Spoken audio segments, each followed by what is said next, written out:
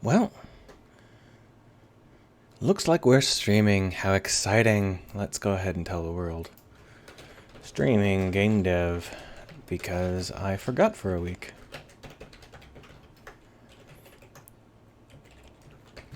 I'm not streaming at the normal time today because that was supposed to be yesterday, but it turns out that I'm getting worse about remembering to do something that I only do twice a week. I'm pretty good at the daily stuff, but when it's intermittent, I tend to let it slide these days. Being stuck at home too much will do that to you. But it wasn't intentional.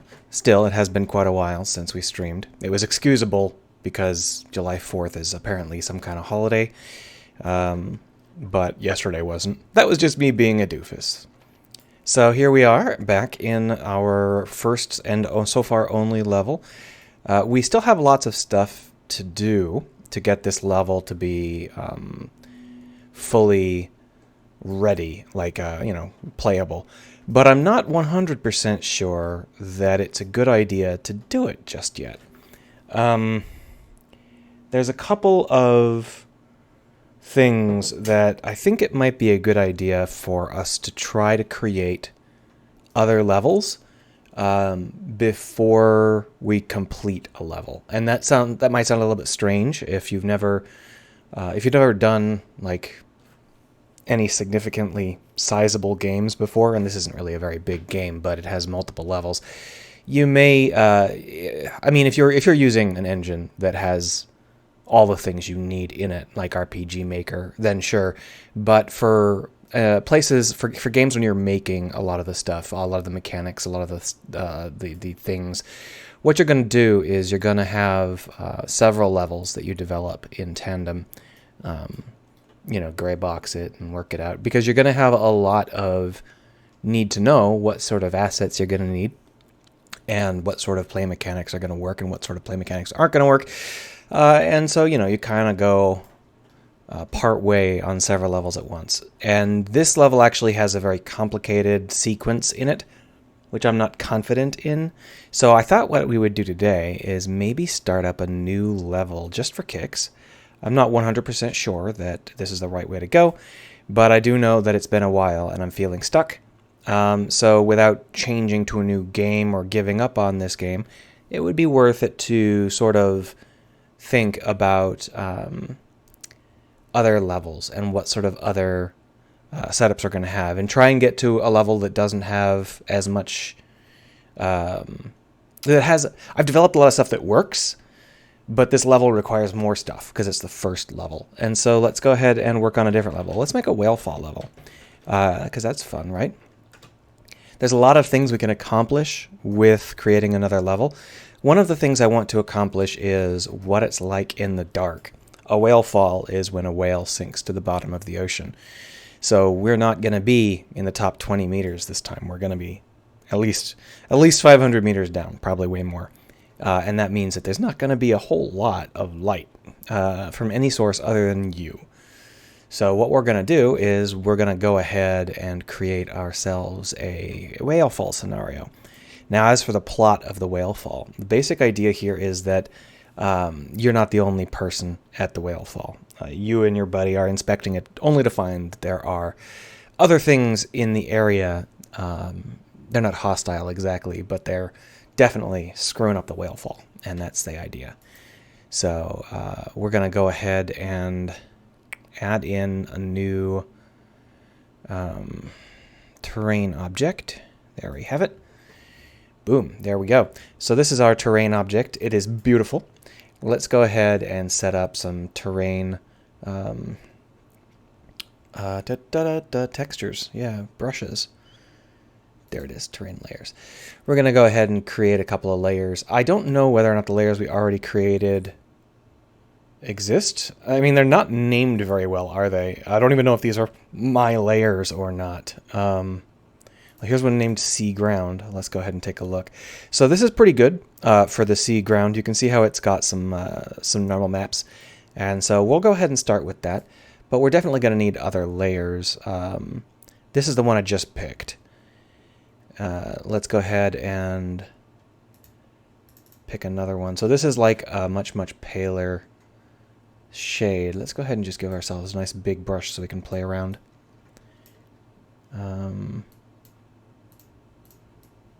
Yeah, so this is just a different kind of sand, and I just want to make sure that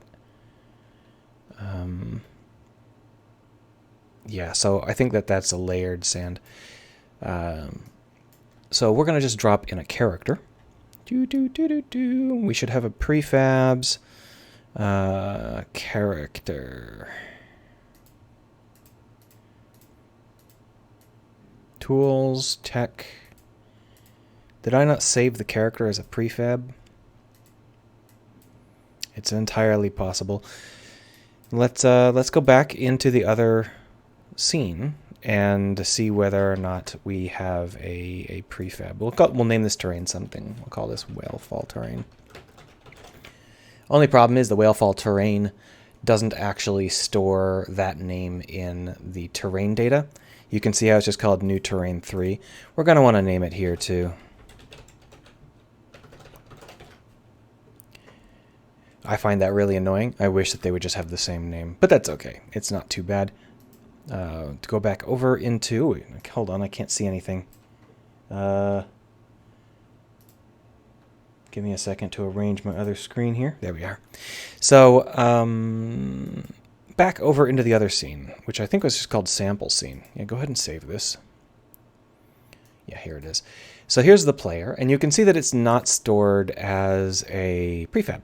So we're going to want to store it as a prefab with one small difference.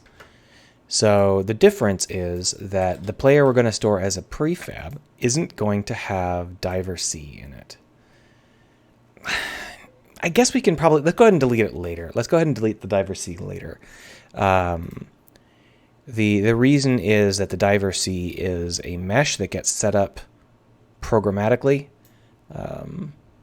And that will allow us to drop in any mesh we want, including details like morphs and bone scaling and stuff like that, which is very, very handy, so we don't have to worry too much about it. We've also got a couple of things in here that might be useful to us, like the player following particles, but these should be prefabs, so we shouldn't have too much trouble. If they aren't, we'll come back over here and make them into prefabs. We definitely don't need the sun, though, so... just pop back over into our new scene, Whalefall. You don't have to save this one. We didn't make any changes I want to keep. And then we can drop in that new player prefab, Stabloom. So here we are. And if we go to where we are in this world, we're going to find that we are in a strange spot. So we're kind of floating in the middle of nowhere. And that's because our terrain doesn't actually exist yet. So what we're going to want to do is make our terrain have some depth to it and push it down and some other jazz like that. Last time I checked, terrain used a very strange problem with its set height. Oh, they fixed it. Hooray. Since they fixed it here, we don't have to worry about it anymore. Previously, it didn't have this switch. So it would just arbitrarily force you to use world coordinates, which meant that setting the height would always break the terrain, which was really annoying and dumb. So what we're going to do is we're going to set this to just a flat 80, I guess, would be good. Flat and all. And because we now have a different depth, we might have to change some of our shaders, but I don't think we'll need to in this case. So now you can see we are just above the ground. We're kind of in the middle of nowhere, but we're just above the ground. And that's on purpose because 80 is the height at which the other scene puts its ground. But in our case, we're going to have our ground at 0. And the reason for that is simple. 0 makes a lot of sense. And not using 0 was not a choice. It was forced on me by a glitch in Unity, which they have apparently fixed. So because of that, all we're going to do is we're going to use that set height tool. We're going to set that height down to 0. And we're going to paint down some area here. Give us a nice, easy to process brush like this one. Yeah! Yeah, so if we just do that, you can see we flattened it down to 0. And if we were to look at the player character, they should be just above the ground, like there. if we were to hit play, we should actually be able to move around. Yeah, so you can see that we already have a functional level. However, a lot of the values are wrong. A lot of the details are wrong. So in this case, what we're going to have to do is start to work out how we want this level to look and feel.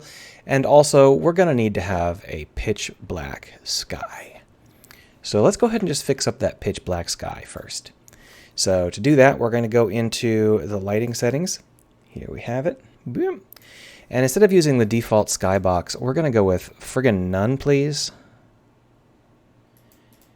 And our ambient color is going to be black, which is a very severe thing to choose. Because it is something where, this is something where you don't normally see this. An absolute black setup is super rare. Now the question is, does Unity actually listen when you tell it to do these things? So, well, the camera doesn't listen, and no, I don't think Unity listened. We're getting a lot of bounce light, but I think we actually have, okay, here's the problem. We just have a directional light in. Oh, we also have a main camera in. Unity's new scenes are not terribly new. They are very, not new. There we are. This is more like it. So you can see that now what we've got is a very, very dark backdrop. Now it's not actually black, and that's because the fog that we're using is not a black fog. But that sky, that's no good. I don't know. See, the thing is that normally there is no sky. I use a plane as the top of the water. So basically I contain the entire level underneath a plane. So I've never set up the camera to care about what the sky should look like. Here you can see I have it as a background solid color, dark blue. It didn't really seem like this was the color it was using, did it? It seemed like it was a much brighter blue than that. Yeah, see, it's not actually using this solid color.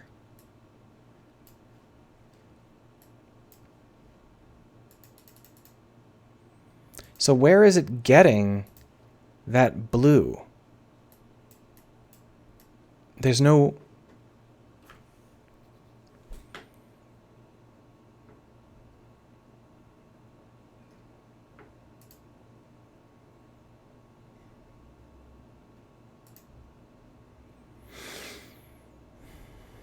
So my guess is that the fog is at fault here, and it's just doing infinite fog, and the fog is set to blue. So we can check that pretty easily. All we have to do is grab the fog quad. Sorry, I'm squeaking here a little bit. Says, I think when you place a reflection probe, you can get rid of the reflections, but I don't know if it helps with the water plane. So I'm not sure how reflection probes work, because I don't actually want any reflections. I'd like to turn them off. It's very hard to turn something off in Unity, though. So here is the cam quad that we're using. This has a couple of values in it. Rather than overwriting this, I think it would be better to create a duplicate of this material.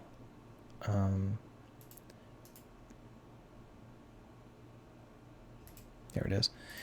So we're going to just duplicate the material, and we're going to call this Deep Sea. So if we drop the Deep Sea into the material here, here it is, doop, we can change this into something that's a little bit more deep sea. See, this is the blue that I think the sky is made of. We can check that by switching it to red and just seeing what's going on here. So that's definitely it. Says, I think there is one by default that uses the skybox. Yeah, I think there is too. Even though you disable the skybox, you still get reflections from the skybox. It's very annoying. If I have to put a reflection probe into the scene just to turn that off, that would be nice. I would do that. So what we're going to do is we're going to switch this to just pure black because we're in the deep sea. Yeah, so now you can see what we've got is this absolute monstrous pitch black environment. And the idea here is that we're going to brighten it up a little bit using some cheats. but we don't want ambient lighting. That is the key here. We're going to be faking diffusion off of our headlamp here, and so I think that's going to be fun. So if we take a look at our camera, hold on, I have to be in play mode to show you this because it's a play mode spawn in. If we pause this for a second and we take a look at our character in our head, we've got this spotlight. And you can see the spotlight has a point light inside of it. So if we were to look at this, this is the beginnings of our ambient setup. And what we've got with this point light is the idea that it will shine on the ground around you. But it's set really, really far away, and it's very, very dim. So what we need to do is we need to control this spotlight so that it, or this point light, so that it actually has an effect on the world. Now if we were to turn on lighting here, you can see that that is the main light. And what we would like this spotlight to be is the diffuse bounce off of the water around you. But you can see just how faint that is, as in I don't think you can see it at all.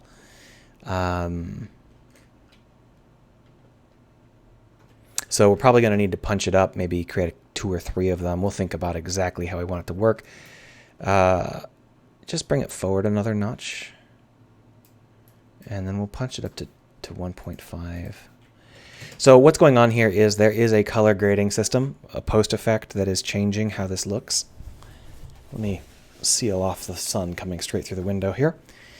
But you can't really see that glow very well, can you? It's existent now. I can actually make it out, but it's super, super faint.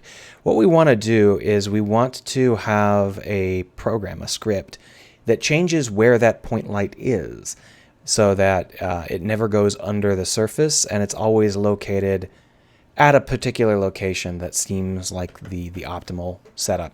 So to do that, we're going to need to actually edit the thing that spawns in, the prefab, because that's not part of the character.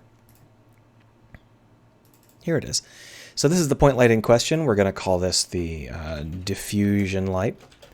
And we're going to create a new script that will do those things that we need it to do. So here's our diver script. We're going to go ahead. Oh, here's our headlamp shifter. Do we use this for anything?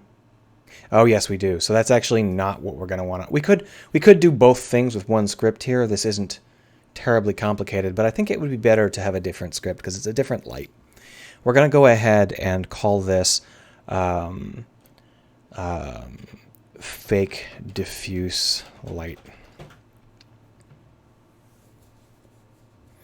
So what we do is we drop the fake diffuse light onto our diffusion light. That's new.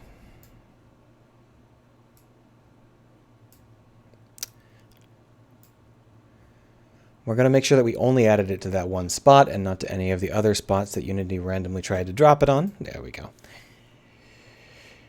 So we pop this up. It's going to take a little while for that to open. Until then, I'll just check on my social media and make sure I haven't done anything terribly stupid on accident. Nope. Just the normal stupid.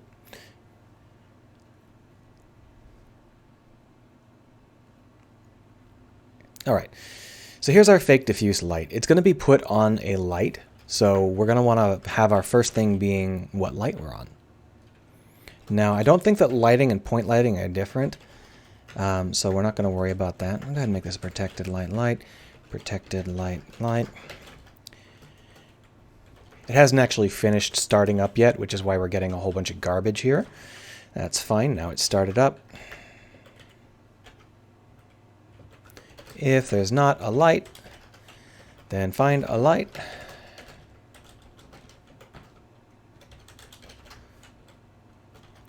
Return a light. Exciting stuff, right? Very, very primitive. And you can see that this is underlined because there is a lot of stuff here that is sort of almost correct, but Unity doesn't support anything, so it's not. All right, so what we're going to do is every frame we're going to fire a beam of energy, a raycast. And we're going to see what the raycast hits. The key here is that we're not going to be firing it from ourself. We're going to be firing it from our parent. The reason for that is because we're inside of the headlamp. So what we need to do is find the distance between the headlamp and the surface in front of us to a certain maximum. So we'll go ahead and do that. Raycast hit, and then we just do if physics.raycast, and then we get to specify the origin, which is going to be our transform.parent.position, the direction, which is going to be transform.parent.forward, and we're going to want to, yes, can you tell me what I am specifying, please? Is there some reason you have decided to no longer show me the arguments? I think this is distance. Well, we'll give it 30. There, thank you. And out happens before then? Is there no out for this? There must be an out for this.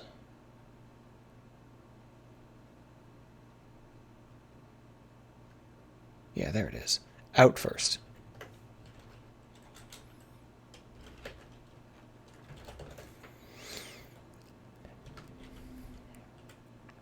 Now we might want to restrict it to only terrain objects or something similar. We'll have to think about it. What we'll do, however, is we're going to take this transform.parent.forward and we're going to go ahead and add that to position, just so that we're not inside of any of the weird head-related crap that we're doing. So if we find a location, what we're going to want to do is, can we not show random crap? Thank you. What we're going to want to do is move ourselves to midway along that location. I think it's good for us to store these values so that we don't keep calling it. Vector3 ploc equals transform.parent.position. Vector3 for equals transform.parent.forward. And we'll go ahead and use those here. Ploc plus 4. So I'm going to use ploc, and we'll just do ploc plus equals plur. There.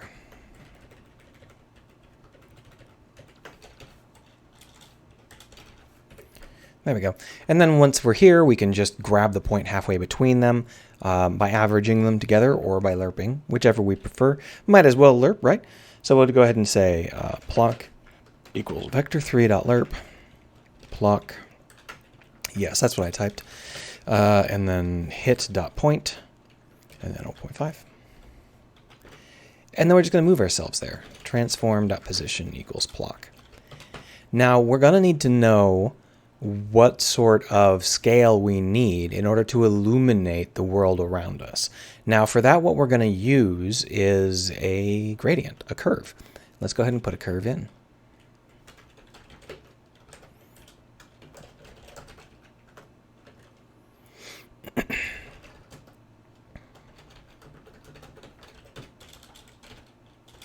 There we go.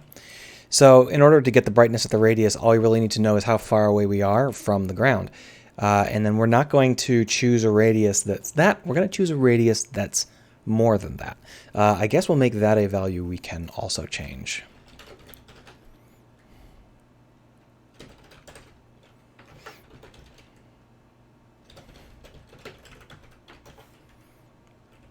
Let's go ahead and put in a tooltip so I won't get confused.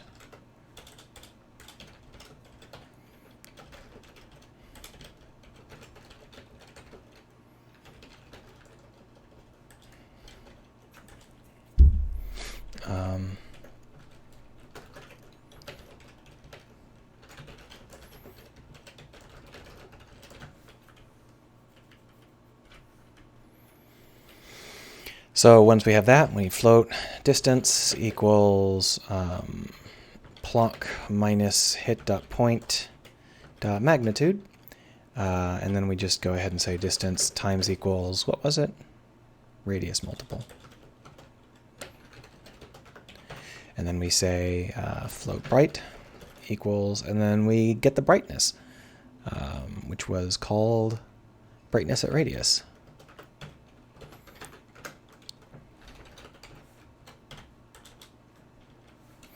Go ahead and call this radius.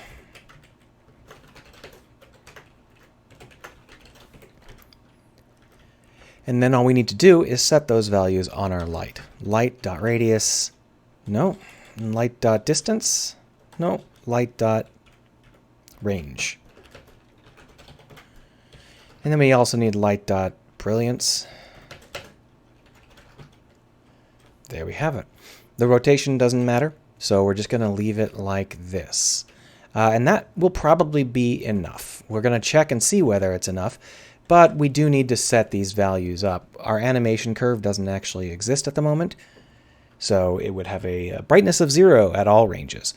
Says animation curves are the best. I agree, to the point where they really shouldn't be called animation curves. They should just be called curves. So here's our diffusion light, and here's our brightness at radius. What we're going to do is we're going to create just a... That's not what I wanted you to do, but thank you. We're going to go ahead and edit this key, and you can see it says quote-unquote time. That's just actually the x-axis. We're going to go ahead and punch that up to 30, and the value is going to be 0. Down here, we're going to go ahead and edit this key, and at radius 0, which is hopefully never going to happen, we're going to go ahead and give that like a brightness of 5. And what we're going to want to do is create a curve. I don't remember how to zoom in on... There we have it. We're going to want to create a curve that feels nice, so we'll do it like that.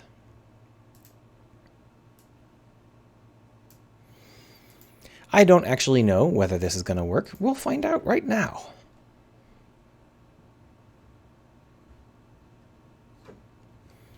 Well, I can't tell.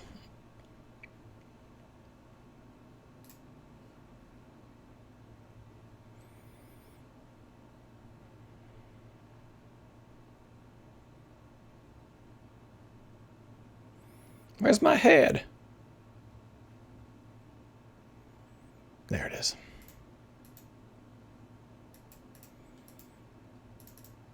Okay, so it's definitely working. It's just that the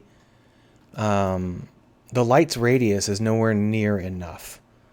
Let's go ahead and punch it up to 3 times. And now that the radius is super, super high, it's gotten really, really dark. So we're going to go ahead and tweak all of the values. Woohoo! The only problem being that there's no easy way to go back into the prefab, which is really just the dumbest. This is the worst. What was it under? Tech? I guess so. I should probably create a different structure because it's really hard to track down these prefabs once you've exited them, and you're not allowed to edit them correctly anymore, so whatever. Here we can see that we've got our radius multiple of 1.5.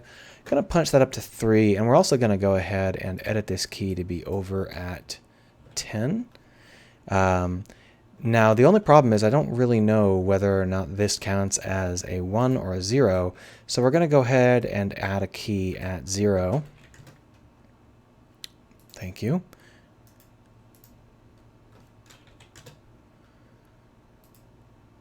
We'll just even that out. And I don't think 30 is quite a... Why does it keep doing that? I don't think 30 is quite enough. We're going to punch that up to 50. All right, now let's try it. Okay, so now we can see it. It is dwarfing the effect of our actual headlamp, which is definitely too much. But you can see the idea is now working. All we really have to do is tweak it. And I think what needs to be tweaked is the brightness. So we're just going to pull this brightness way back down. 3 might still be too much.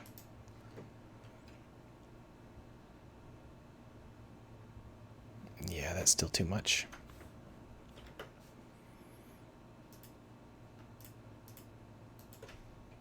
Let's bring it down to 1. Why does it keep doing that? In case you're wondering what I'm grumping about, it keeps closing the editor while I'm in the middle of making a change. I don't know why Unity broke their curve editor. I guess par for the course. All right, so this is what it looks like when we are doing things without the excessive amount of brightness. That's a little bit too dim.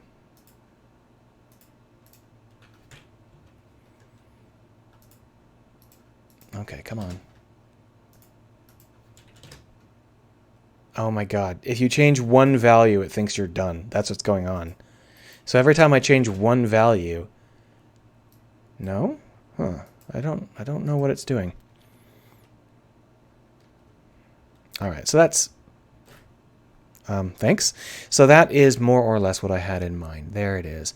Now what really remains to be seen is whether or not this works when we've actually got, you know, something down here to look at.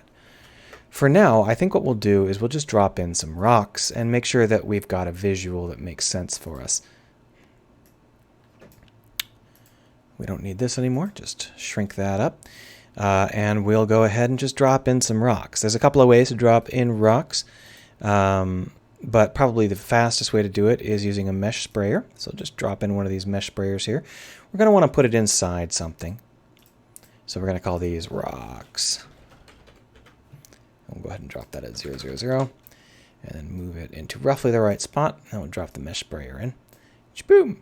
Now, if you take a look at the mesh sprayer, it is kind of in the middle of nowhere, but there is this visual attached to it. So this visual tells us exactly what sort of spraying we're going to be doing. And you can see just how big this area is compared to what you might have been thinking. So we're gonna go and spray some rocks, but we may need to keep in mind that we're working with just a vast basin, because that's what I happen to put in. So that's what rocks look like at this scale. We're using mossy rocks. That doesn't make any sense in this particular setting because this is the deep sea, like the really deep sea. So we need to have some barren rocks. Let's go ahead and do that. We should be able to find it in details here. Here's some cheap rocks. They use highlightable materials, which we're going to change later, but that should be something we can change without worrying about it. So we're going to just drop those cheap rocks in. Boom, like that. That should do it. So let's go ahead and see whether or not that works. So fire. Yeah, we are. That's a little bit more like what I had in mind. We're going to have to add in some things that don't actually exist right now. Boom says, is the mesh sprayer a custom thing you did? Yeah. I've got a couple of them. This one fires meshes. I've got another one that fires particles, and they are custom. They're all made specifically for this purpose. Let's go ahead and punch up the variation here a little bit. So let's take this up to 20, but let's also do that. Oh, that's not something I want to go negative on, so let's not go quite that far.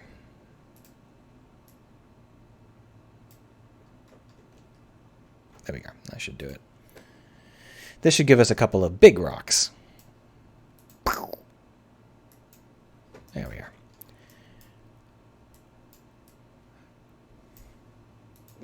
All right, let's take a look. So here we are in the deep sea, and the idea here is that we're supposed to feel like this place is impenetrable. And right now we have a problem where the ambient lighting, you see how this is correct, but this is very, very dark. If we take a look at where the ambient light actually is, I think we're going to find that the ambient light's radius is just too small for us. So if we were to click on the light here, there it is. This is the diffusion light, and the radius is not bad, and the intensity is not bad, but it's not giving us the brightness we're getting. So if we look over here, we have a much better brightness. But if we look at the setup here, it's a much larger ball. Currently the radius is 7.6, whereas if we look over here, the radius drops to 4.5. So we just want to implement a minimum radius. Let's go ahead and do that.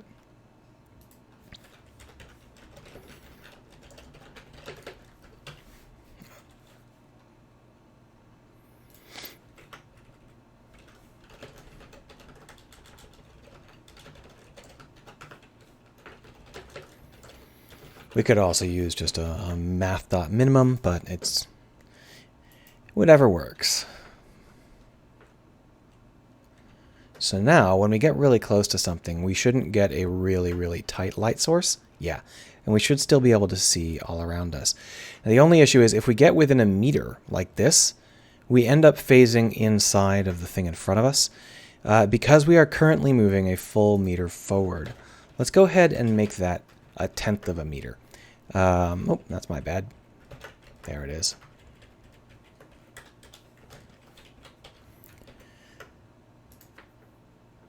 We can figure out some other case if you are going to be within 1/10 of a meter. I'm not sure that the light is... The thing is, I'm not sure the light is in front of the head. The light might be actually behind the head. So I'm a little bit worried about that. There we are. So this has no shadows built into it. As you can see, the ambient light that we're using here is shadowless. If we want to see how it looks with shadows turned on, it's going to be too sharp. Let's go ahead and try it.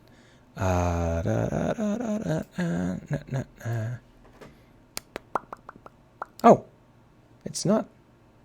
Huh? Oh, that's the spotlight. There we are. So you can see that this is how it looks with no shadows. When we turn on the hard shadows and it recalculates, it's actually not that bad.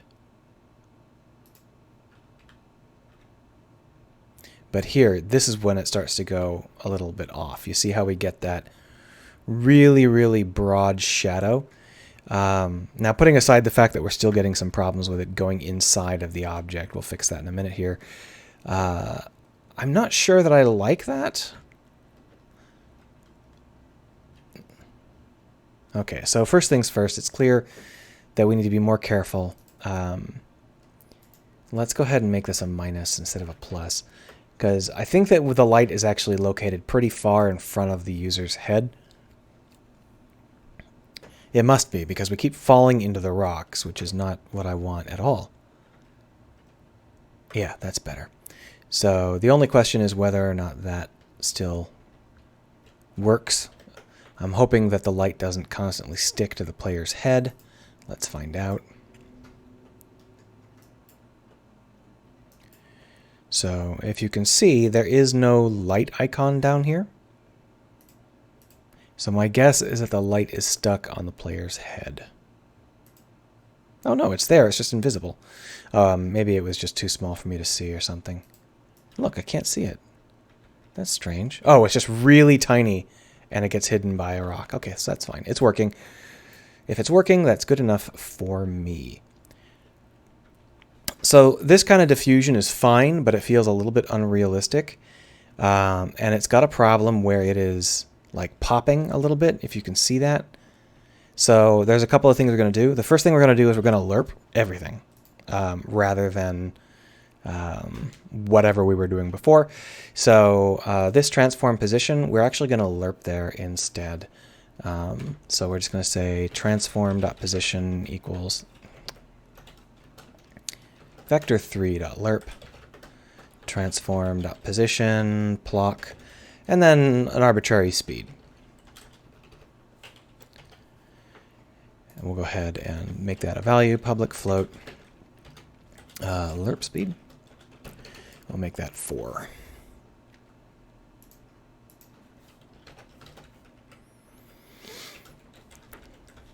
And then the radius, we're going to do the same thing for these. So it's going to be mathf.lerp, light.range, radius, lerp speed, times time.delta time, obviously.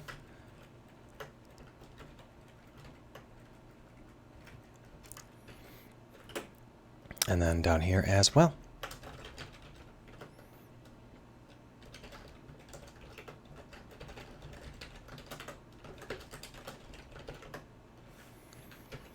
that should keep it from being too poppy. But we're still going to have a problem where that might cause it to fall behind objects, or it might just pop because you're moving the light around so much, you know? So we're going to have to be careful because it's actually sticking inside of the light, which means that as we move our light around like this, it follows perfectly. So when we lerp, we're lerping between, we're not actually preventing it from moving.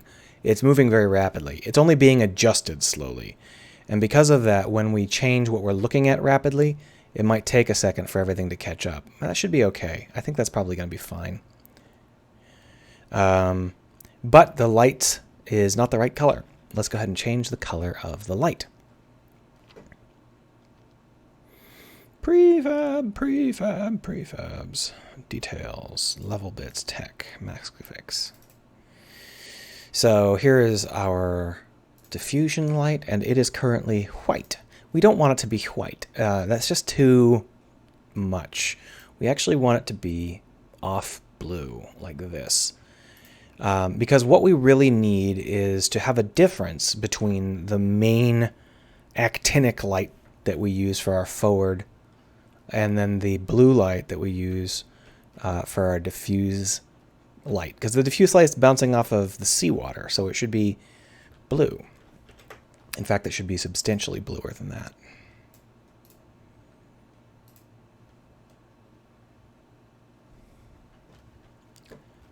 Yeah, there we are.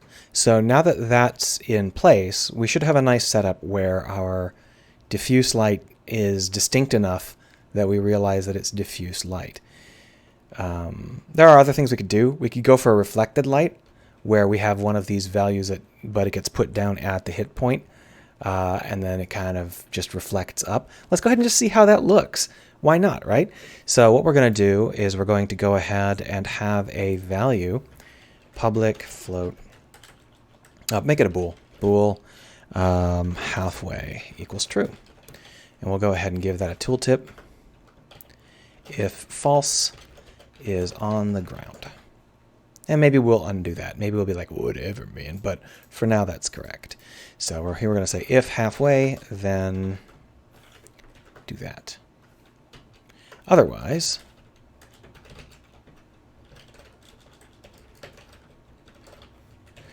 but here when we calculate out the distance, when we grab the radius, we need to be more careful, because if we're doing it in here, then what we end up with is something that doesn't actually work.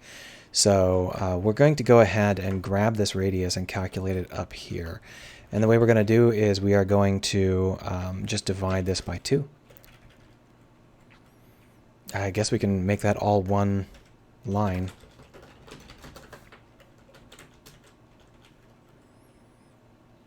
Boom says, are you going to use the hard shadows? I haven't decided yet.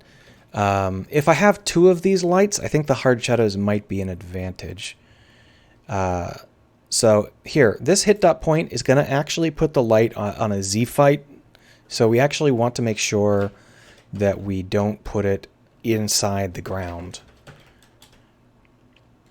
And that should pull it above the ground by just a touch. The only issue is I'm worried that it might end up making the ground. It will. So we're going to go ahead and drop it inside the ground. That way it won't light up the thing it's on. That's the theory. So let's go ahead and duplicate this, and we're going to just drop this down to... Boop. And now we've got 2 of these, so it's going to be very bright. So I think that might be really nice, actually. That might be exactly what the doctor ordered. The only problem is that we get some shenanigans at certain edge cases. I think the biggest edge case is... Yeah, so you can see that sparking. That's the light from the ground over illuminating us. So I might reduce the radius on this secondary light rather considerably. So if we take a look here, the brightness on radius, this is not what I want. We want this radius multiple. We're going to just make it 1.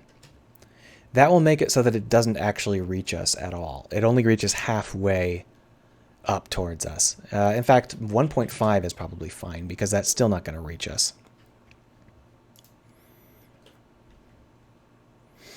That said, it might be a little bit bright.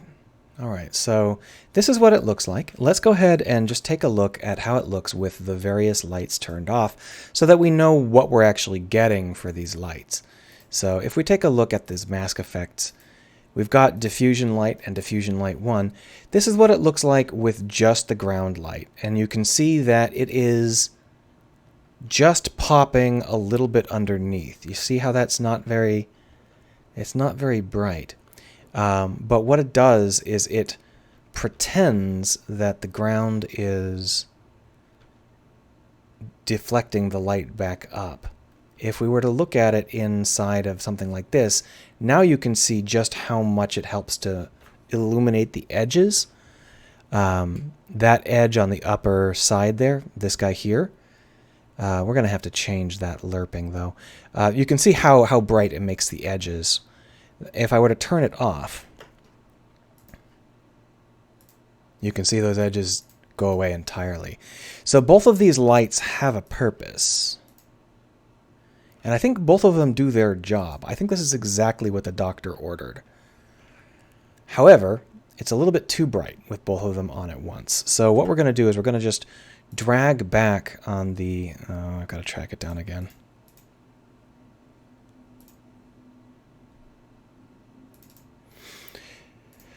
Call this ground. Call this midwater. And this is just me faking global illumination. That's all it is. And if I was doing this in a game engine that had working global illumination that didn't require me to jump through 10,000 hoops, whatever, but I don't. I could probably do like reflection probes and stuff like that. I don't know that it's worth it for one light.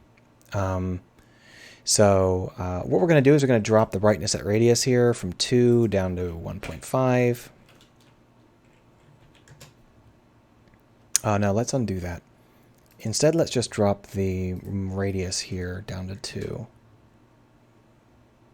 And drop this down to 5. The other thing is, I don't know whether or not we want the lerp speed at all. We definitely don't want it on the ground light because it's causing issues. Let's go ahead and turn it off for a second and see whether or not that is... if lerp speed equals 0, then transform.position equals... Why are you doing that? That was weird. Equals block. Else this. If lerp speed... Let's go ahead and make those like...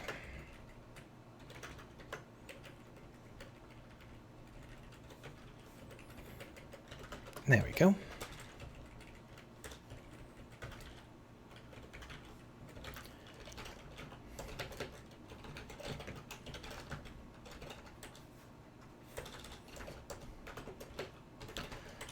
There we go. So now we can turn off lerping just by setting the lerp speed to 0.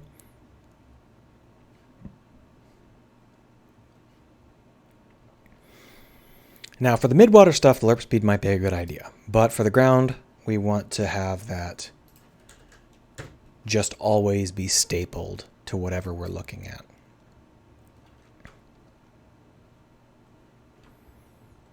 And that should clear up a lot of the glittering that we were seeing.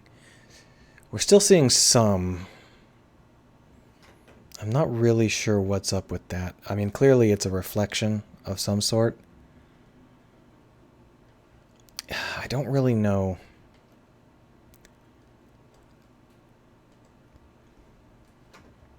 You can see we still have a couple of artifacts here and there, things that aren't quite correct, but the big thing that's bothering me is those flashes.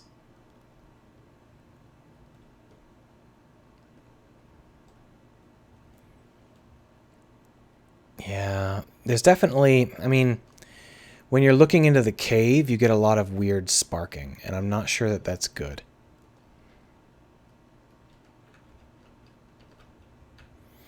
So the basic issue here is that the ground light we're using is a massive bright light that as we move it, you can clearly see it going up and down.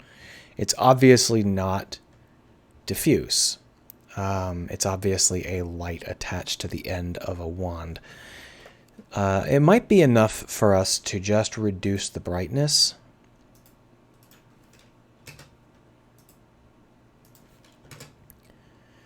Fuck's sake.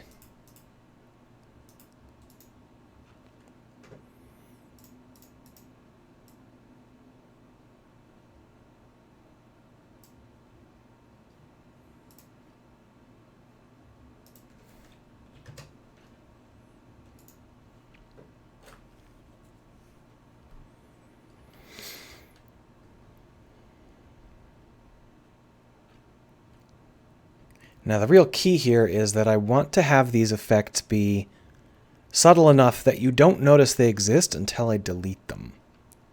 And that means I don't want any obvious, like, things popping to the ground. Yeah, so you see how that's the same effect, but it's much, much more subtle, so it's harder to see. I don't like the glitter.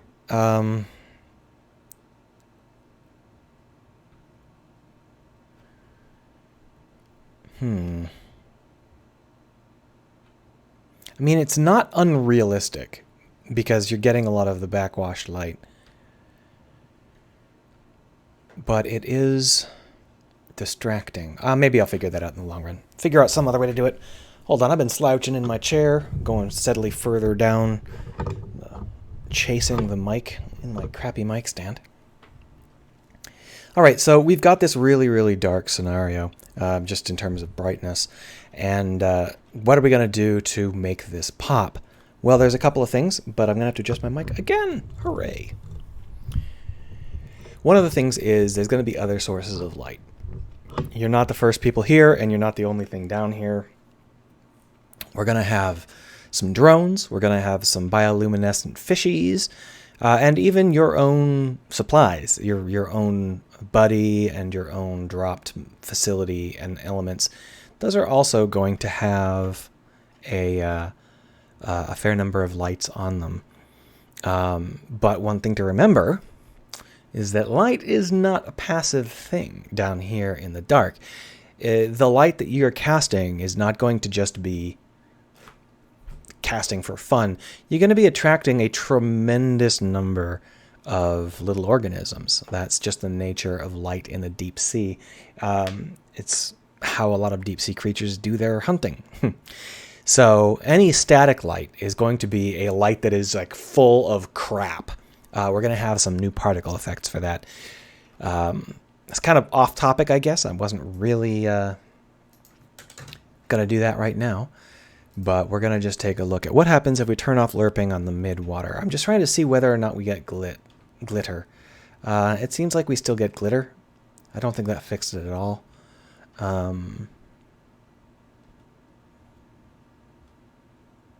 Okay, so we definitely need to lerp it on the mid-water.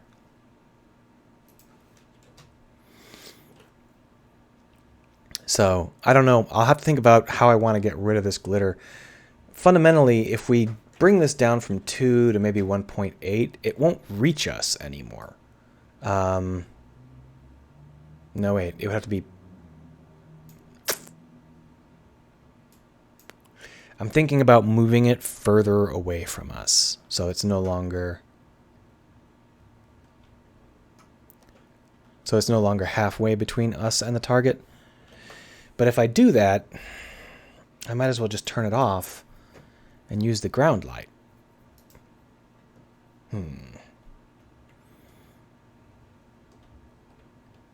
I wonder if I can...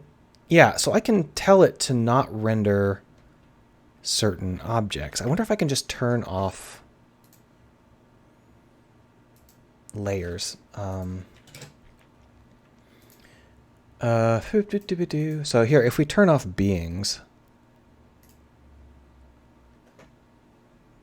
We'll do that for ground layer too. Now the ground layer should be fine. If we turn off beings, then the player, who is marked as a being, shouldn't see any of it, but I clearly am. Is the player not marked as a being?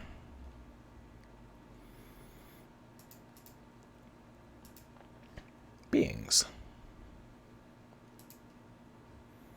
Maybe that is the ground. The ground does have a minimum.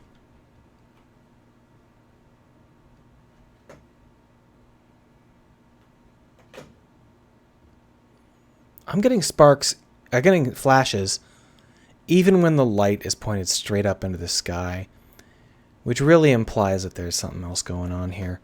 If I were to just pause the game and remove both of those lights, am I going to find out that those flashes are caused by something else entirely? No, they're definitely from the lights. All right. So that means that I'll just adjust the lights one more time. Try and get them to not hit our player. My guess is that what we're seeing is the ground light hitting us, which doesn't make a lot of sense. No, look at it's all shiny. That's the player. It's a being. Why can't I see? Let's hold on a minute.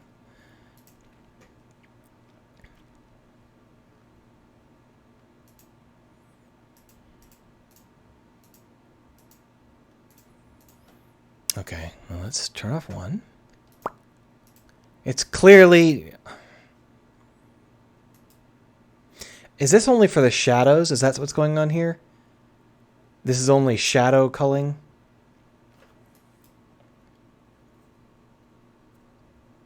Yeah, that's got to be what it is. It's just the shadow culling. I can't tell the light to not affect a certain character. I can only tell it to ignore shadows on a certain thing. So that means that in order for us to get that mid-water to not glitter on us, it might be a good idea to make it into a point light. I mean, a spotlight. Let's go ahead and try it. So if we go into the mask effects here and we change the mid-water effect, we can change it from a point light into a spotlight. And then what we can do is set the spotlight range, not range, angle to 180. And that'll work as long as it's the right direction. I think it might be backwards.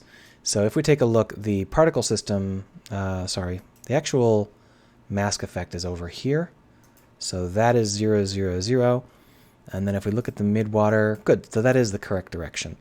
Let's go ahead and try it with that kind of setup. We're not getting any glitter anymore, but our problem might be a really obvious cutting edge. We'll have to keep our eye open for that. We're going to have to figure out if that's going to be good enough. Yeah, so you can see that really obvious edge there crawling down the side of the rock. But if I were to put well, this is no longer just pointlessly slowing things down here. If I were to put a cookie on it, we might be able to get that to be softened just by having a softer cookie. What I want is maybe this. Let's find out.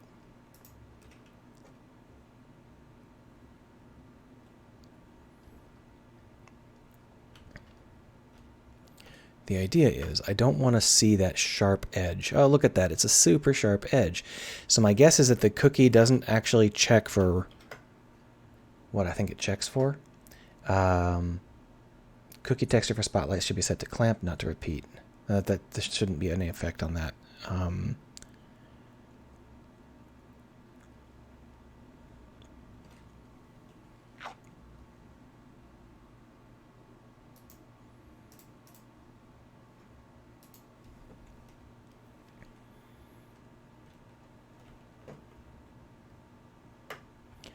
So the sharp edge that we've got on the main lamp is fine. I just don't want the sharp edge on the secondary lamp.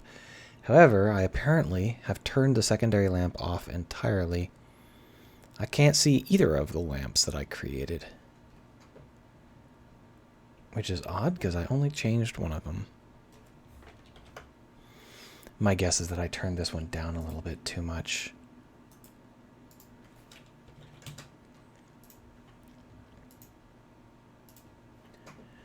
So what all I want is a soft blob. Why is this so hard? We could use the same cookie, flashlight cookie is what it's called. Because what the flashlight cookie does is it has a dark spot in the middle, which would probably be pretty good for us.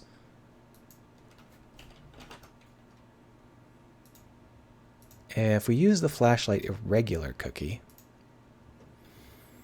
I'm not sure whether this is going to work.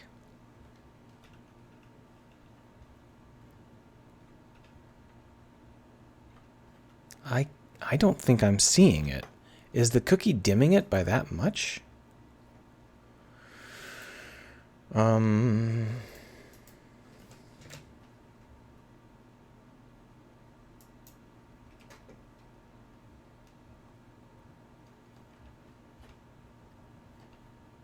I'm not seeing it.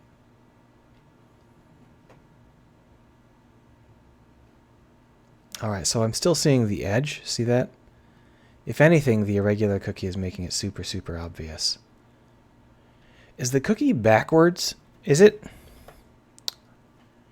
All I wanted to do was have a soft edge. Why is this so hard? Okay, so now it's come back. I guess the irregular cookie was really, really dark. But you can see over on the right, up above, you can see a really sharp line still.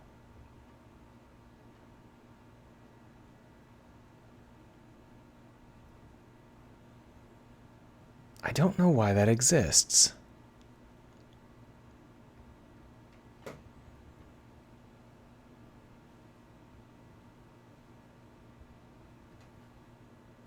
The cookie should be softening towards the edges. It's clearly not, though.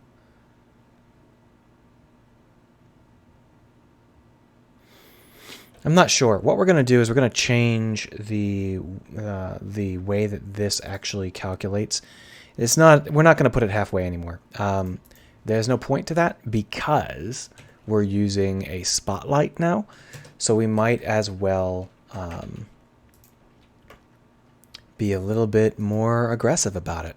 So that's what we're going to do. We're going to move it towards us. That should reduce the obviousness of that line, and it should make it so that line makes some sense. Like, obviously there's a line when you get close because you can't see that far. And now basically what we're doing is we have two spotlights in this unit. We've got one spotlight that is this bright light directly in front of us, and then we've got a second spotlight that's much, much broader to simulate ambient lighting. The difference is that the second spotlight actually moves to be closer to the ground rather than staying on top of us. I don't know whether that's necessary. I might just leave that as the ground spotlight, and this one, we'll just turn off the fake diffusion for a second here. I don't think we need it. Instead, what we need to do is put this at 0, 0, 0. Pointed the correct way. Maybe we'll move it just a touch forward. And then we'll give it like a range of... What is the range of the spotlight here?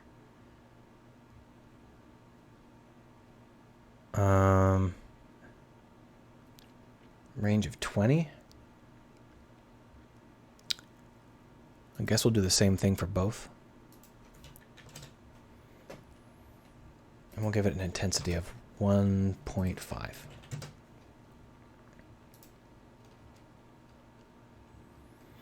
So we've turned off one of the lights, and we're only using the other.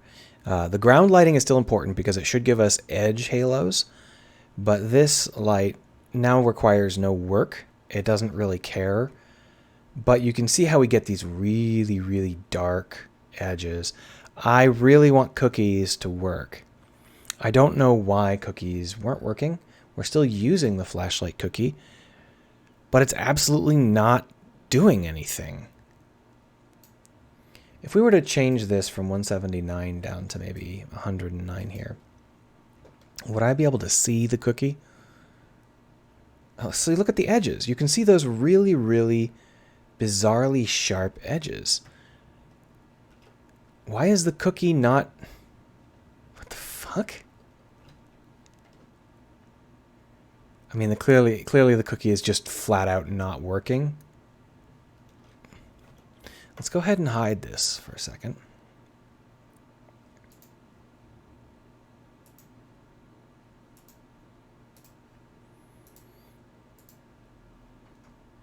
And if we turn off this, this is the light.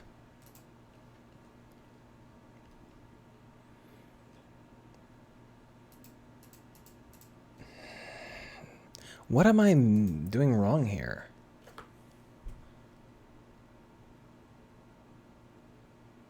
Is it because I've got shadows turned off? Really? That doesn't make any sense. No, it's not because I have shadows turned off. Is it because this is greater than 0, even though it doesn't work? No.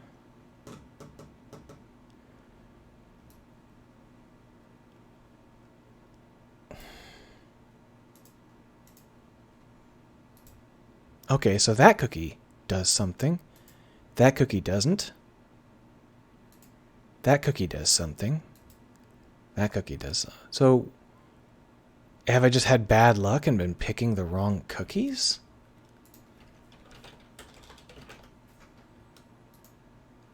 See, that cookie should work, right? As I increase the spot angle, that's pretty good. It's just that it's a little bit too sharp. I would like this cookie to be even softer, which is why I wanted to use one of the soft cookies, but apparently it's just giving us barfing errors instead of what I actually needed to give us. Is the cookie asset set as a cookie? I think that the only thing you have to be careful of is that it's not set to repeat. So here you can see this default particle is not set to be a cookie. And that should work, right? But as the angle grows, you can see how the edge gets really, really sharp. I think maybe there's just a problem with the cookie math, where the cookie math doesn't understand values higher than a certain diameter. Like if it's above 120, it starts to skew the edges of the cookie. I wonder if I could create a manual cookie that was really, really center heavy. So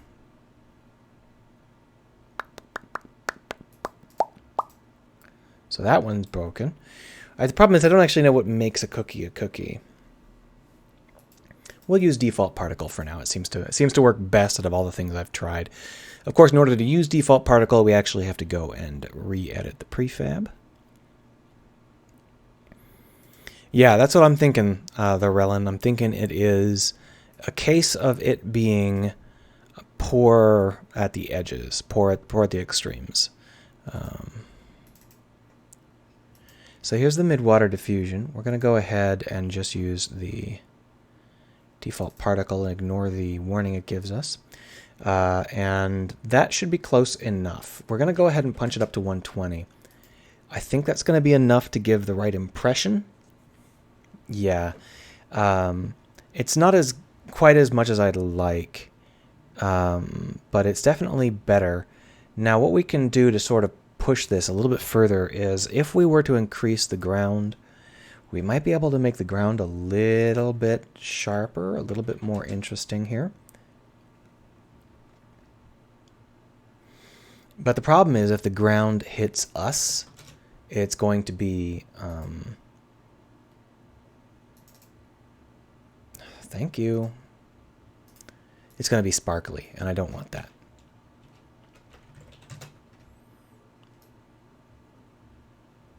There we are. So let's go and see what the ground has to offer here. So if we were to turn off the other light sources, like midwater, and oh, that's not going to do it. It needs to be done in the game environment.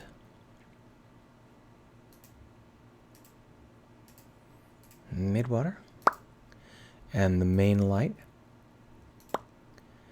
and then all we've got is the ground diffusion light. As you can see, it is not doing much, and I don't know how much of that is just the radius multiple.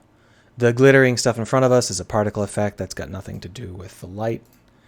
But if we take a look at this diffusion here, we've got a radius multiple of 1.8. And the problem here is that if we go above 1.8, if we were to go to like 3, for example, it would end up backlighting us and giving us that glitter, which is what I don't want. But if we don't have it that sizable, it doesn't really do very much, does it? Just as a little teeny bit. What if we bring it down to 1.8, but we also really pump up the brightness here?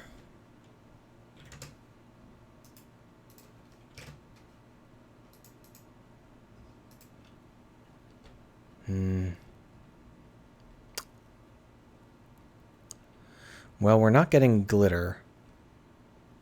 I think that might be good. Maybe not quite that bright. Let's go ahead and do that. So we'll pop back over into mask effects here. In the mask effect ground, we're going to want to just bring up this to 2.5 maybe. That seems about right.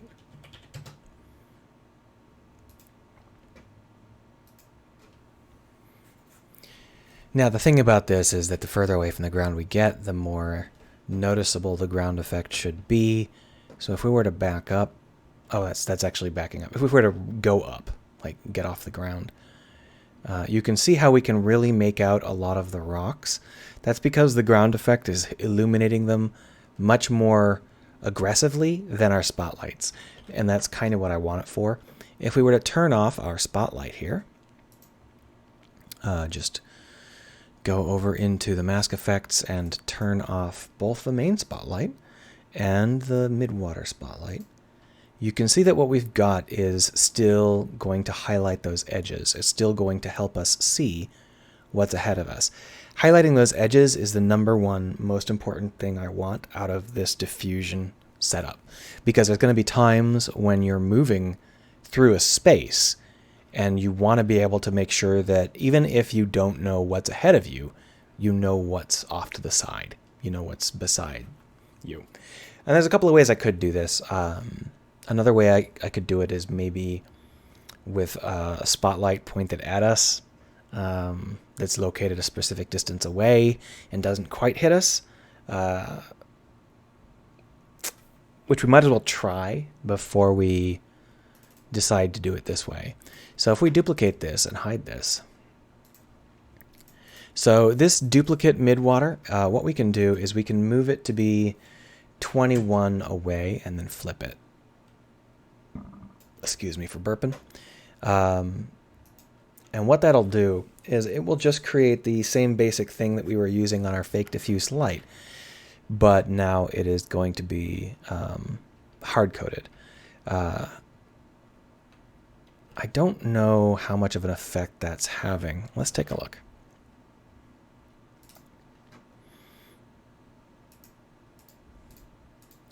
So we're going to turn off the spotlight, and we're going to turn off the first light. I don't see jack shit.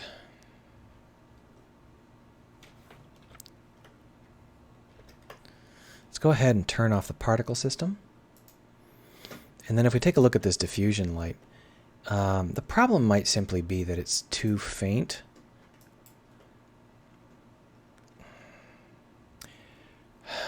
So if you punch it up, it's probably going to show up fine, right? But the problem is the louder it gets, the more obvious it's going to be when it's close to something. So you can see how we're getting a really, really sharp edge here.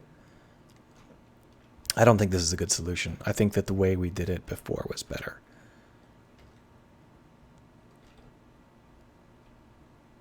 Yeah. This has some advantages, but I think that doing it the other way is better. So we're going to do it the way we have it before. No biggie. So we didn't end up making quite what we thought we were going to make, but we did make something that turned out okay. So that should be fun. It should be fine. This is what it looks like when you're in the dark and you're kind of cruising around looking at stuff. And one of the things we're going to want to do is give you lots of fun things to look at. And that's going to be hard in the deep sea because there's friggin' nothing down there. And this isn't an interesting, place in and of itself. It's a whale fall. And if you've ever seen whale falls, what happens is they just kind of fall in the middle of nothing. There's nothing around. But then life kind of finds them and sprouts all around. So what we want to do is we want to build a centerpiece out of the whale fall. Here's the thing. I don't think we want one whale. I think we want 3. And the reason for that is simply because it'll give us some flexibility in terms of how we represent these. If we have 3 different whale falls, then we can have one of them being dominated by any given faction. We can have one of them be like in a cave or something strange like that. It should be relatively easy for us to get a good amount of variety if we have 3. If we only have 1, then there's just like you find the whale and you're done. But if we have 3, then you find the obvious one that's right in front of you, and then you find another one later, and you find another one later, and that should work.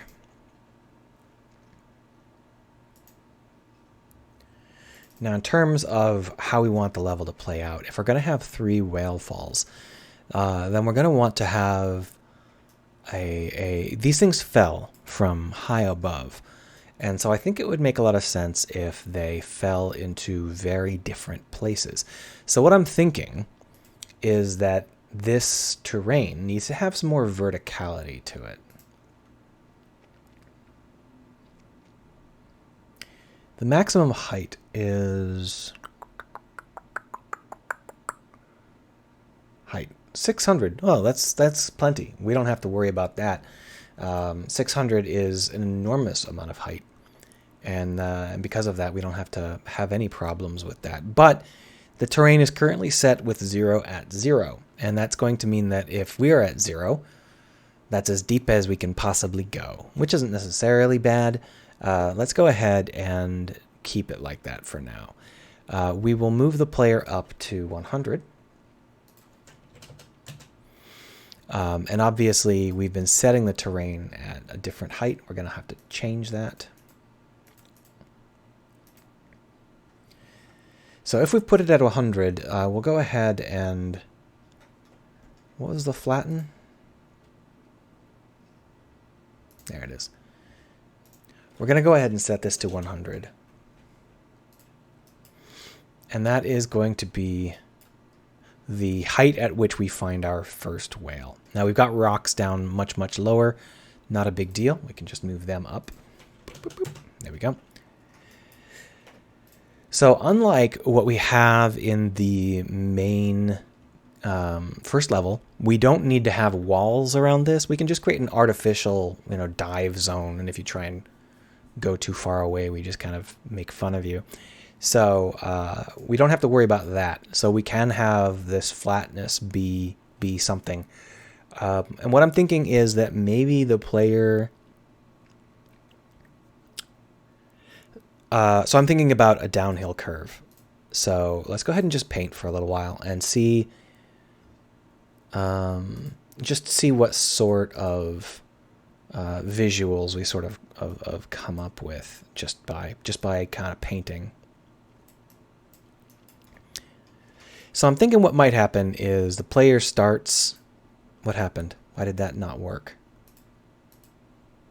Oh, thank you for resetting the brush every time I click. There we are. So the edges need to be raised on this side. Not a whole lot, just like that, for example.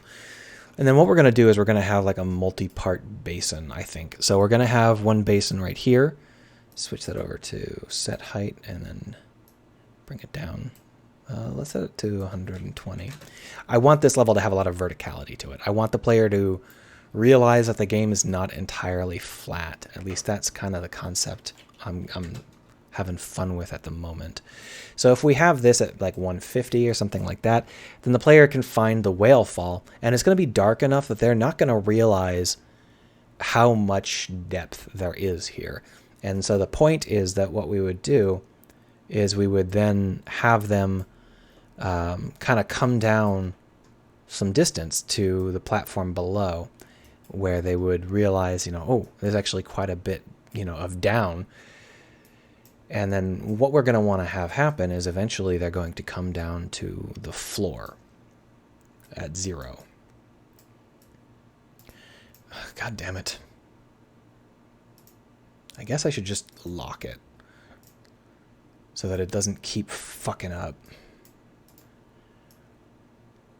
So if we come down to the floor here.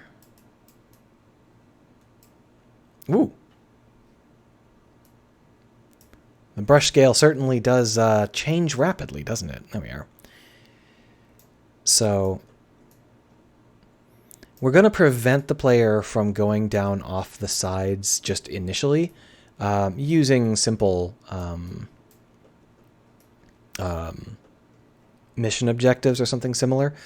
But the question is how we want this to actually flow. And I think that we're going to want to have it flow in a circle like this.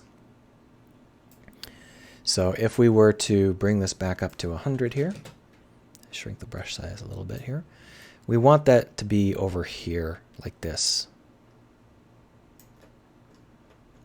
And then we're going to raise it up to maybe, I think 100 might be too little. Let's go ahead and bring it up to 150. And then what we're going to do is we're going to actually just walk that path for a couple of minutes, see if it feels like it's the right amount of drop. And then we'll bring this up because we have a 600 meter drop to play with. So I'm thinking that the initial drop might be like here.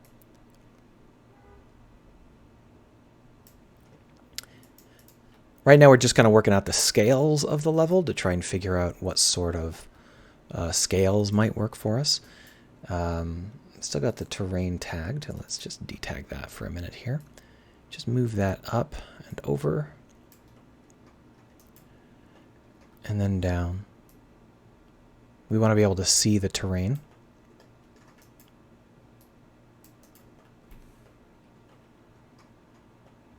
That should do. Let's just take a look, a quick little look. So obviously we're in the dark here. And if we rush towards the edge, I'm actually not sure if we're pointed the right way here. We are. We may not end up using the full size of a terrain tile. These terrain tiles are quite large for a diving game. Your range of sight is quite limited. And as you can see, just the quick little brush strokes we made created vast, vast spaces. We are currently still driving towards that very, very first edge. We should be almost there by now, right? Yeah. So you can see we're going to need to turn a little bit right and then go down. So let's do that.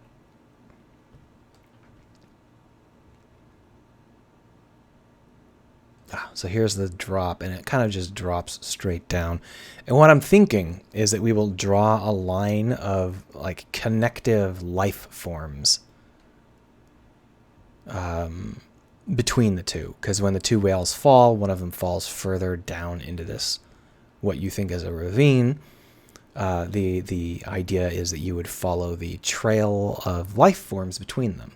So you'll have like, I don't know, the wormy things or whatever we want to put in there. Now, one of the problems we're having right now is that the ground light that we're getting on a drop like this, the ground light is going to be giving us these artifacts, which kind of looks strange. But that's not necessarily bad. We can make it into more of a cliff sort of setup, and that I think would work fine. We also might need to change the ground light. It's a little bit less realistic when you're on a flat surface. I'll have to think about it some more, trying to figure out what I want from it. And then what we're on now is the second tier, where the creature second whale would be, and then we'd come over here. I've just moved us just incredibly far just now.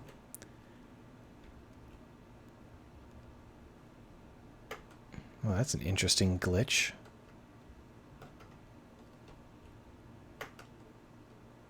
So this is the other sand pattern that we're looking at, which is why it looks a little bit strange.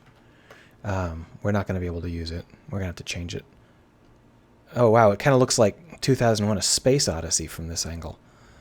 I have to think about it. I mean, having actual global illumination is the answer. I just don't want to admit it.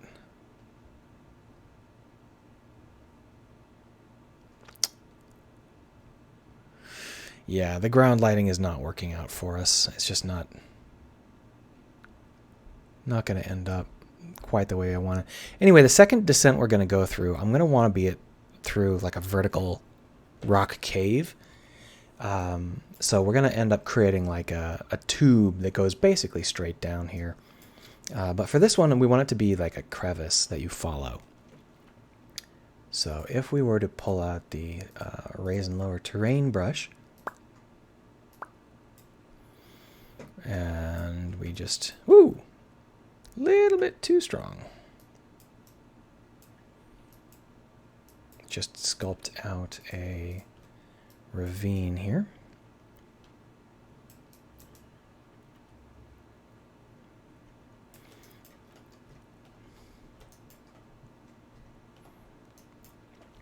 And then over here, I don't think it has to go all the way over there. I think right here should be fine. I don't think there's any need to get too significant. First off, let's get rid of that texture. This texture here turns out to be very shiny. So we're going to remove it.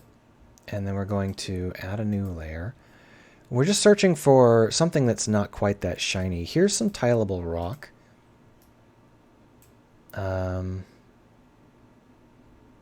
It does have a smoothness value, but it's hopefully not too much. Where's the brush size? Oh, there it is. We're just going to go ahead and paint some random textures on to see whether or not they hold up in the dark. Let's add another terrain layer here.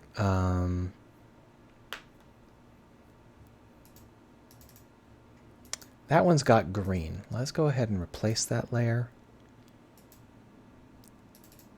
So this is another rock type. We're just going to go ahead and... That's got green in it too. Why? I replaced you. Why did you just duplicate? That was weird. So that's just another rock type. Which is fine, I guess, having two different rock types, but it's not likely to be the best. We need a couple more kinds of sand. That kind of sand is probably fine. Let's just check it out. I just need to be careful that we don't have a huge amount of reflection on the sand. Oh, I wanted to do one more thing. The character, I'm going to disable the ground glow. It's just not working out. As much as I would love to have it work, it doesn't appear to work. We're going to just go ahead and turn that off. Oh well.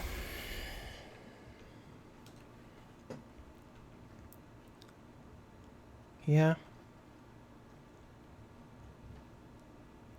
We're probably going to need to have a couple more kinds of layers. But that's the basic idea. Let's go ahead and use our friend, the rock layer here. So we've got a bunch of mesh rocks that are nowhere near where anybody needs them to be. So we'll just delete them. And then we'll use the mesh sprayer to create the layout we would like. Now, to be honest, what we're going to want to do is use a combination of mesh sprayer and just core layout. So let's go ahead and do a little bit more core layout first. The problem is I don't have any whales. So I guess the first thing we should do is create some whales. Our whales are going to be circles because that's just how it is. I guess a capsule might be better. So this is a whale. Whale! And it's not supposed to be inside the player. The player is not dragging the whales around. And so we're just going to really, really scale it up.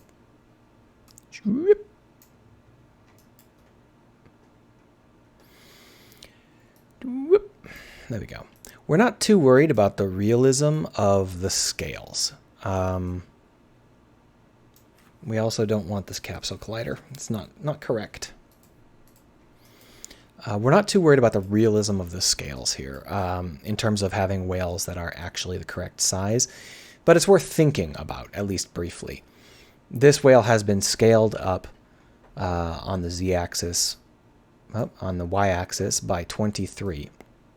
I believe that the default scale for this is 2 meters by 1 meter by 1 meter, which means that this would be a 50-meter long whale.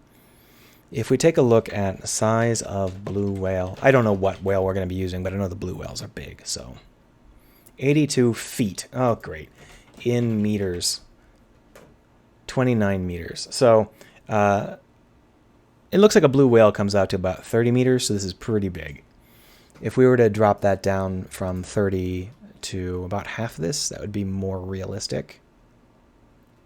Like this. That is the size of a whale, a big whale. So let's put one there, and then let's put another one. Whoop, thank you.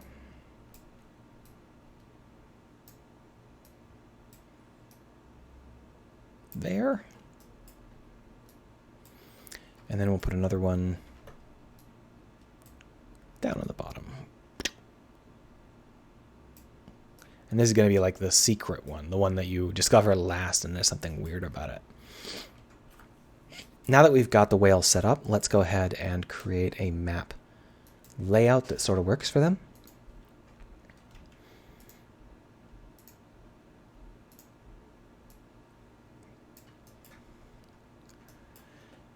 Oh, the preview actually shows you the offset you're going to be getting. That's kind of cute.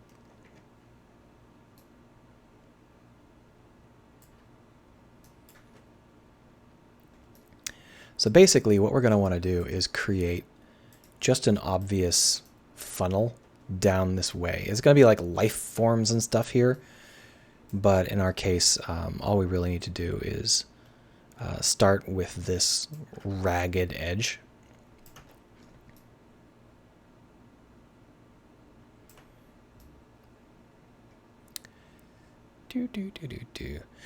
Now, what's on the bottom of the ocean, you might be asking, and that obviously depends on where in the ocean you are. But at the end of the day, the bottom of the ocean is pretty barren.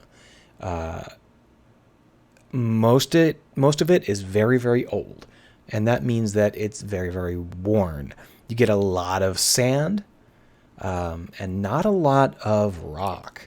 That's why we're going to be faking it a little bit. We're going to be putting in rock. But we're also going to be relying heavily on some kind of, not rock, but like just a hard mud of some kind.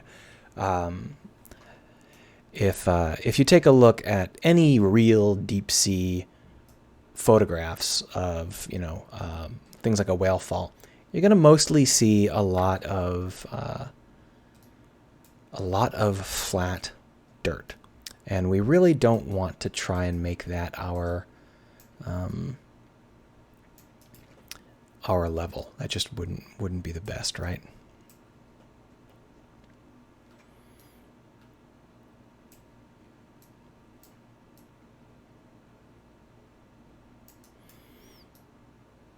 And then what we'll do is we'll kind of wrap around to the right. And this is like super basic stuff, right? But I think you'd be shocked at how long this level becomes with just this super basic stuff. It is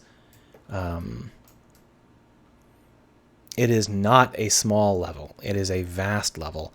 And we'll be adding in a lot of complexity in this area. But I think we need more space around this guy. I think we need to make this whale a little bit more centrally located. Because he'll be the one where we start to do like research, right? And we need to be careful to actually have that work. I think I screwed something up there. Whatever. We'll use the set height, and I think we can just pick a height and then drag around.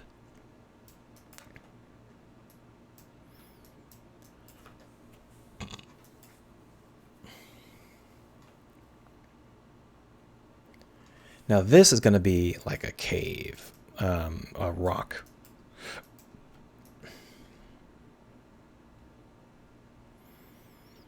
So let's get that mesh sprayer and start to spray.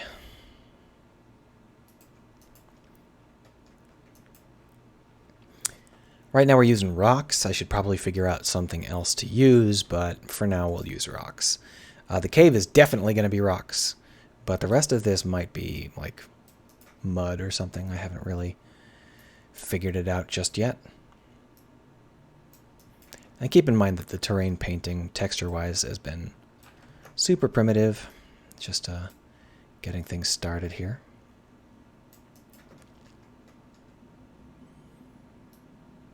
So if we decide we're going to be painting, we should be able to just spray like columns of rocks like this. And the only thing is, I think we might need them to be even bigger.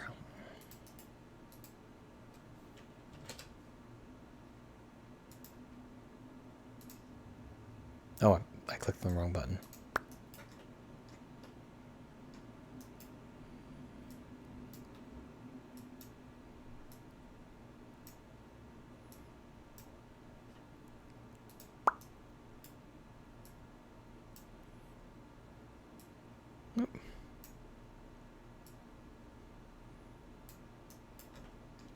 What about the depth warning?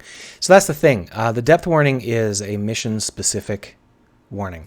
In this case, rather than a depth warning, we're going to get outside of mapped area warnings, which are going to be the same basic idea, but for the sides. And there's going to be like a minimum depth so that you don't try and go to the surface from a kilometer down.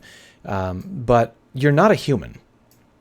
And because of that, the restrictions on you are somewhat different. We don't have to worry too much about you ending up getting crushed because I get to say how durable you are. And in the deep sea, you're rigged for deep sea diving, and you should be good for a wide variety of pressures.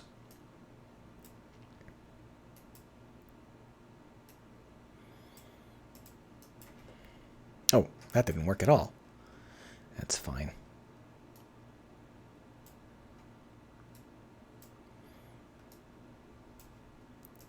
We were working at such large scales that I accidentally failed to put the ground close enough. It's not a big deal. So right now we're just kind of sketching. It's not really supposed to be anything significant, but sketching is super useful if you aren't really sure quite what you want. Obviously, the best idea is to know what you want.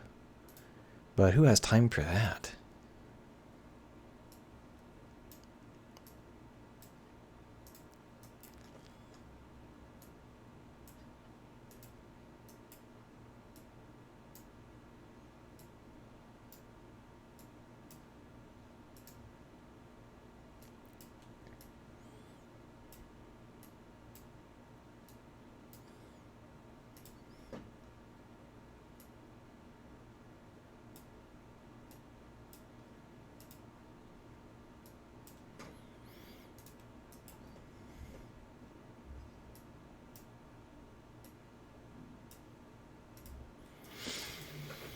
All right, so that was like a super basic. Just one more little blop up here.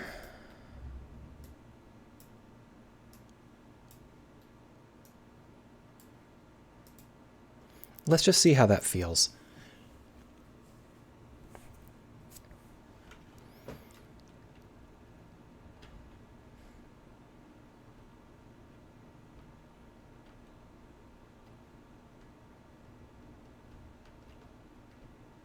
Is that the whale? That is. Okay. So this is our carcass. You can see it's been torn open. It looks awful. We actually fell inside it there. But there's going to be lots of life forms around here, and a few of them are going to be artificial. So it should be fun to look at, right? And you'll kind of follow it this way. And you can see that we can't even see the rocks we laid down. There we see one. Because they are huge and we are small. So when I said that we were just kind of sketching, we're really talking about just, creating a very, very basic pipeline. And you can see just how even painting the surface as a rock makes it blend right in with the other rocks. So this is a situation where, we're using the height map and the rocks interchangeably. We just kind of make our way down, and you can see some rocks here and there. You can see some bumps. We're going to have to sharpen these up, make it into an actual shape.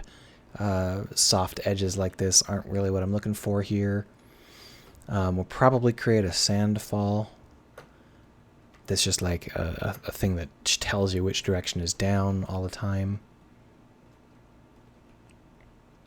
Oh, I'm super hungry all of a sudden. I might stop after this little sketch. It doesn't feel like I got too much done today, but it's been a week. I probably should try and stream more, except for, I'm super lazy, which is why it takes me so long to develop games. Now the other one should be right here, right down here, right? Did we get off track? Oh no, it's just huge. That's right. I forgot how big the level was. Last time I literally moved us. I just grabbed us in the scene view and moved us. I didn't do that this time, and I'm really seeing just how big I've made this level. I like the idea of this descent seeming to go on a little bit too long. That's kind of the point, because I want to make it absolutely clear that the ocean is very, very deep. So, the only issue I've got with that is that there's our second whale. The way that our character dives is not dependent on whether or not we're holding shift. Holding shift makes us move forward quite a bit faster, but it doesn't make us dive down any deeper. I'll also need like a diving animation, clearly, so that should be fun. So we should see it go up. We should be guided around to a drop off here. But I don't think I put the rocks where I thought I put the rocks because I'm nowhere near them. Oh, once again, it's just that they're huge. So, what we get into here is we get into like rock arches and we have to dive down into a cave dive. It won't be quite as blind as you think. There's going to have maybe not people, something has come here before and left some cave lights and some cave lines for you to follow. So we're not ready to put that in yet, but the basic idea here is that you won't be going in blind. You'll be following someone else's footsteps, someone who you need to follow for reasons of something or other. Let's do a little bit of painting and then stop, because I'm hungry, really hungry.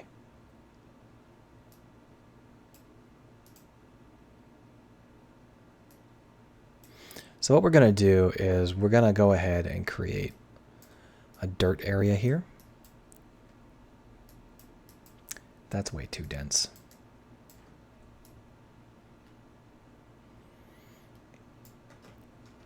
And coming down this slope, we're actually going to use sand like this all the way down to sort of give you the direction that you're supposed to be going.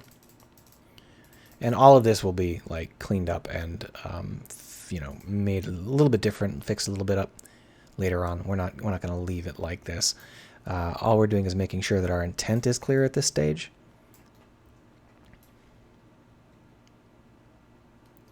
We have two kinds of rock painting, and we'll just kind of randomly switch between them. I don't think it's that important to get one or the other. I could use one more kind of sand is the thing. I don't really like having just one neutral sand like this. So let's go ahead and add one more sand layer. I'm in play mode, god damn it. Well, good news, terrain data doesn't care. Let's create another kind of sand here. That's the same. So we're going to go ahead and remove that layer and add in another layer. Here's sea ground with blue noise. That didn't work. Is that the same one I did? Okay. This one then. So here we've got a really pale sand, and it is hopefully not shiny. Are you shiny? No. Okay, good. So if we lower the opacity and raise the brush size, we should be able to just create some modeled sand so that we don't have it all the same kind of sand.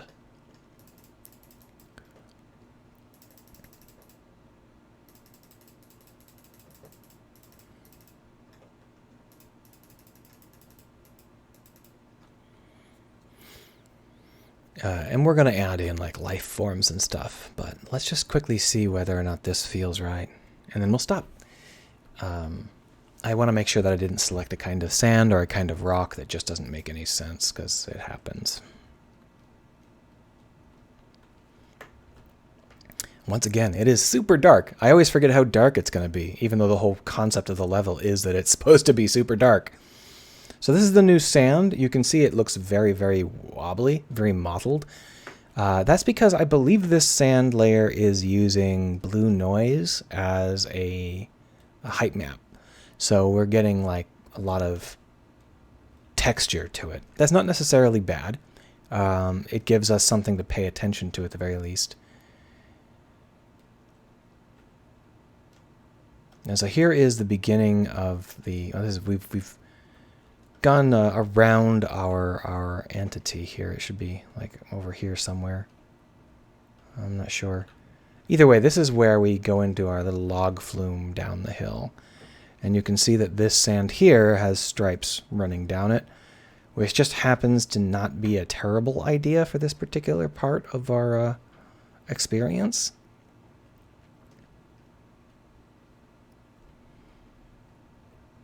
But unfortunately, they don't flow down. They just flow in one particular direction, which is kind of happens to be down in this case. In order to make this feel realistic, we're going to have to add in some meshes with a similar texture that actually do things like, drift off to the side and form little pools and whorls.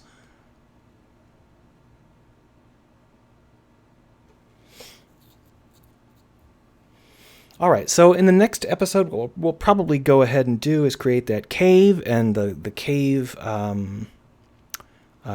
wiring. All the things you need in a cave, like lights and ropes and all that stuff leading the way.